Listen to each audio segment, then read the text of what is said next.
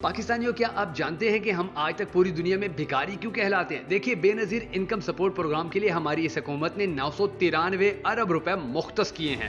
ایک فیکٹری اگر 1 ارب کی لاگت سے بھی پاکستان کے اندر بنائی جائے تو پاکستان میں 993 نئی فیکٹریاں بن سکتی ہیں اور قوم مانگنے کے بجائے اپنا روزگار کما سکتی ہے۔ آپ کو دوبارہ بتا دیتا ہوں، بے نظیر انکم سپورٹ پروگرام کے لیے ہماری حکومت نے 593 ارب روپے مختص کیے۔ 593 ارب اگر ایک فیکٹری 1 ارب کی لاگت سے بھی بنا لی جائے تو پاکستان میں 593 نئی فیکٹریاں بن سکتی ہیں، اور ان 593 فیکٹریوں کے اندر، یعنی کہ اگر ہر فیکٹری کے اندر بھی صرف 10 یا 20 لوگ بھی، بے شک ہم کم سے کم کرتے ہیں، صرف 20 لوگ بھی کام کریں تو آپ اندازہ لگائیے کہ پاکستان کے اندر جو بے روزگاری ہے اس کی شرح کو کتنے بڑے پیمانے پر کم کیا جا سکے گا، اس کی شرح کس طرح زیرو کے اوپر آ جائے گی۔ لیکن چونکہ ہمارے جو بڑے لوگ ہیں، سیاستدان ہیں، ہماری جو اسٹیبلشمنٹ ہے، وہ بیسیکلی ہمیں بھکاری ہی دیکھنا چاہتے ہیں، تو وہ کہتے ہیں کہ اسی طرح انہی کے ٹیکس کا پیسہ جو ہے اس کے اندر سے کرپشن بھی کرتے جاؤ، 2 نمبری بھی کرتے جاؤ، کمیشن بھی کھاتے جاؤ، اور اسی طرح ان کو یہ جو تھوڑے تھوڑے پیسے ہیں یہ دیتے جاؤ، اور اسی چیز کی ناظرین گرامی اور بھی بہت ساری مثالیں ہمارے سامنے ہیں۔ اب میں آپ کو مثال کے طور پہ بہت ساری ایسی ایگزامپلز ہیں کہ جو آپ کو دوں تو آپ حیران رہ جائیں گے کہ واقعی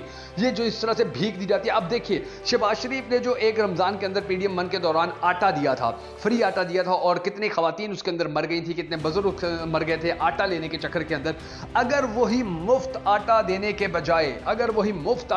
بجائے صرف پورے پاکستان کی اسی عوام کو کچھ نقد پیسے دیے جاتے یا ان کو کچھ کام دے دیا جاتا تو یقین جانیے، یعنی کہ انہی پیسوں سے اگر اور کچھ نہیں تو پاکستان کے ان پڑھ طبقے کو، پاکستان کے بزرگوں کو ریڑیاں لگا کے دے دیتے، رکشے لے کے دے دیتے، تو سوچئے کہ آج کتنے لوگ ایسے ہوتے کہ جو انہی پیسوں سے روزگار کما رہے ہوتے، ان کے گھر چل رہے ہوتے، ان کے گھر کا سرکٹ چل رہا ہوتا۔ لیکن چونکہ ان لوگوں کی فطرت یہی ہے، ان لوگوں کی کوشش یہی ہے کہ اس قوم کو بھکاری بنا کے رکھو، اس قوم کو منگتا اور تلنگا بنا کے رکھو، تو یہ کام کیے جا رہے ہیں۔ ورنہ آپ یہ دیکھ لیجئے کتنا عرصہ ہو گیا ہے پاکستان کے میڈیا نے، کسی ایک میڈیا ہاؤس نے آپ کو اس بات کے اوپر کوئی رپورٹ بنا کے دی ہو کہ جی پاکستان کے اندر قدرتی وسائل کتنے ہیں، پاکستان کے اندر گیس کتنی ہے، پاکستان کے اندر پیٹرول کتنا ہے، زمین کے اندر پاکستان کی زمین کے اندر کوئلہ کتنا ہے، پاکستان کی زمین کے اندر سے کیا کچھ نکل سکتا ہے، ہمیں آج تک نہیں بتایا گیا۔ معاشرتی علوم کے اندر، پاک سٹڈیز کے اندر ہمیں پڑھا دیا جاتا تھا، اور اس کے بعد اب اگر انہی کے اوپر ہی میں آپ کو اب ریکارڈنگ کے ایک منصوبہ میں آپ کو بتاؤں ناظرین گرامی، دنیا کے اندر سب سے زیادہ سونا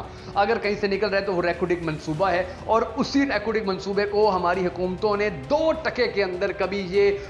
کسی ملک کو بیچ دیتے ہیں، کبھی یہ کسی ملک کو بیچ دیتے ہیں، لیکن پاکستان کا وہاں سے کوئی فائدہ نہیں ہو رہا۔ یہ ناظرین گرامی اب کبھی سوچئے گا ضرور، اپنی نسلوں کو اس کے اوپر سوچنے پہ مجبور کیجئے کہ یہ جو ہمیں بھیک دے دیتے ہیں کہ جی یہ بے نظیر انکم سپورٹ پروگرام، یہ کسان سپورٹ پروگرام، یہ بیوہ سپورٹ پروگرام، اگر اس کی جگہ یہ ہمیں روزگار دیتے تو ہم کہاں پہنچ چکے تھے۔ مگر انفارچونیٹلی ہماری بدقسمتی یہ ہے کہ ہمارے ساتھ ہمیشہ ہی فراڈ ہوتا ہے، ہمارے ساتھ ہمیشہ 2 نمبری ہوتی ہے، اور ہماری جو پاکستانی عوام ہے اس کو اسی طرح سے ذلیل و خوار کیا جاتا رہے کہ جس طرح سے اب کیا جا رہا ہے۔